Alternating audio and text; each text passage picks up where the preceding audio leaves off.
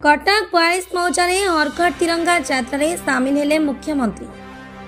आज कटक सदर निर्वाचन मंडल 42 मौजारे आयोजित हरघर तिरंगा बा घरे घरे तिरंगा शोभा यात्रा मुख्यमंत्री मोहन चरण माझी सामिल होते। मुख्यमंत्री 42 मौजार ब्रह्मपुर चकटू कलपड़ा पर्यंत विशाल मोटरसाइकेल शोभा यात्रा जाइए। भारत को स्वाधीनता करिबारे जो महान संग्रामी माने अंश ग्रहण करथिले सेमानंकु मने पकाइबा पाई देशव्यापी चलित मासरे एही तिरंगा शोभा यात्रा अनुष्ठित हेउछि बोली मुख्यमंत्री मोहन चरण माझी कहिथिले। मुख्यमंत्री ब्रह्मपुर छकटरू एक खोला जीप रे चढ़ी हाथ रे जातीय पताका धरी एही शोभा यात्रा आरंभ करथिले। तांको सहित कटक सदर विधायक प्रकाश चंद्र सेठी मध्य खोला जीप रे जाइथिले। शह शह व्यक्ति बाइक चलाइबा सह हाथ रे जातीय पताका धरी भारत माता की जय ध्वनि करी मुख्यमंत्री एही शोभा यात्रा सामिल होइथिले।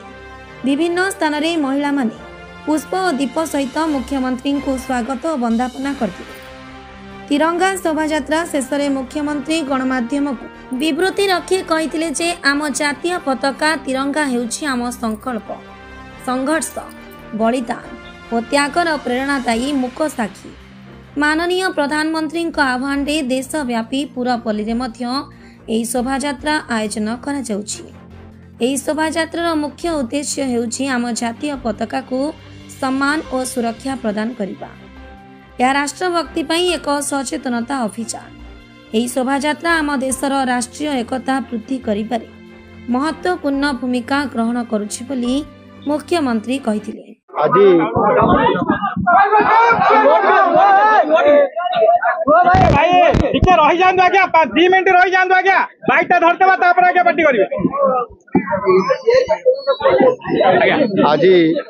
सारा भारत वर्ष रे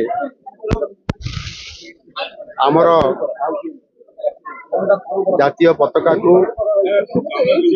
आधार करी घर घर तिरंगा ये कार्यक्रम चालू। ये तिरंगा हर घर तिरंगा ये रैली सारा देश रे प्रति अंचल ये कार्यक्रम गत 12 तारीख 13 तारीख आज 14 तारीख 3 दिन पर्यंत ये कार्यक्रम चालू।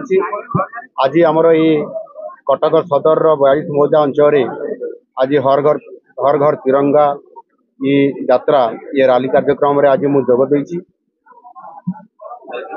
ये तिरंगा रैली रो मुख्य उद्देश्य होछि आमर जातीय पताका को सम्मान देवा एवं तार सुरक्षा एवं सम्मान या को आधार कर किबरी भाव रे व्यापक भाव रे जनसचेतनता करबा लोक मान पाखरे खबर पहुंचेबा कथा जे जातीय पताकार महत्व एवं तार सम्मान कौन आ से दृष्टिकोण आज ये कार्यक्रम सारा भारत वर्ष रे माननीय प्रधानमंत्री जी ताको आरंभ करथिले एवं प्रति राज्य रे प्रति अंचल रे कार्यक्रम को प्रति वर्ष गत वर्ष आरंभ होइतिला एवं ए वर्ष भी ये कार्यक्रम चालू छी। एनु निश्चित भाव रे जातीय सुरक्षा राष्ट्रीय सुरक्षा कथा ता सहित हमर जातीय पताकार सम्मान ये समस्त कथा को आधार करी ये हर घर तिरंगा यात्रा आज निश्चित भाव रे केंद्र सरकार राज्य सरकार एवं एथिरे समस्त नेतृवृंद को सामिल करिवार ये जो योजना कराई निश्चित भाव रे यह गोटे राष्ट्रीय एकता पाई बहुत बड़ गोटे ये होची संदेश।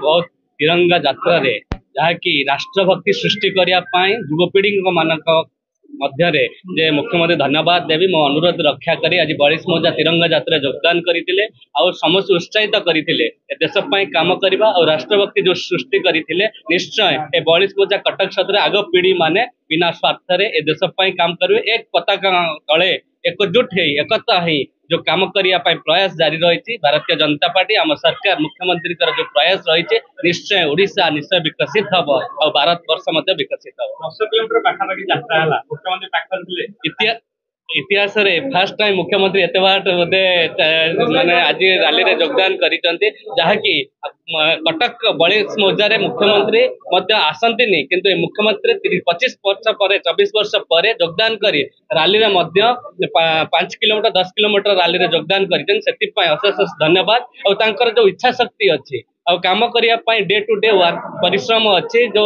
करुँचे ग्रासरूट रे जाई काम करुँचे ग्रासरूट रे पहुँचुंट निश्चय आगामी दिन में ग्रासरूट ही विकास आप देखिए आस्ते आस्ते आप विकास परिवर्तन जानीपर निश्चय पॉलिटिकल छाड़ू देशभक्ति सृष्टि हम ये देशभक्ति सृष्टि करने आमर प्रयास अच्छे युवपीढ़ी माने देश काम करेंगे केमती निश्चय यहाँ इम्पैक्ट पड़ो।